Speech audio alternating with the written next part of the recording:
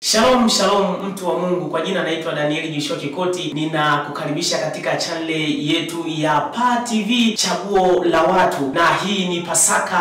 Mungu ametujalia Pasaka ya mwaka 2025. Ni Pasaka ya zaidi ya miaka 2000 tangu kuzaliwa kwa Yesu, na nikuhakikishia tu nikwambie tu kwamba PA TV itakuwa online kuanzia siku ya Jumapili ya Pasaka, na nikwambie tu katika kitabu cha Wakorintho wa pili sura ile ya 8 mstari wa kwanza mpaka ule mstari wa 4, neno la Mungu linasema, tena ndugu zetu tuwaarifu habari ya neema ya Mungu waliopewa makanisa ya Makedonia, maana walipokuwa wakijaribiwa kwa dhiki nyingi, wingi wa furaha yao na umaskini wao uliokuwa mwingi uliwaongezea wingi wa utajiri wa ukarimu wao. Maana nawashuhudia kwamba kwa uwezo wao na zaidi ya uwezo wao, kwa hiari yao wenyewe walitoa vitu vyao wakituomba sana pamoja na kutusihi kwa habari ya neema hii na shirika hili la kuhudumia watakatifu. Nini kilifanyika kwa mamajusi wa mashariki Yesu alipozaliwa? Ni kwamba walibeba manemane na uvumba kumpelekea Bwana Yesu. Na nikualiki katika kipindi hiki cha Pasaka uweze kubarikiwa. Roho Mtakatifu yupo kwa ajili yangu, yupo kwa ajili yako na kwa ajili ya hao wote watakaokwisha kumwamini Bwana Yesu. Na nikwambie tu, Mungu akubariki. Tukutane tarehe na muda na wakati ule wa Pasaka. Mungu akubariki sana.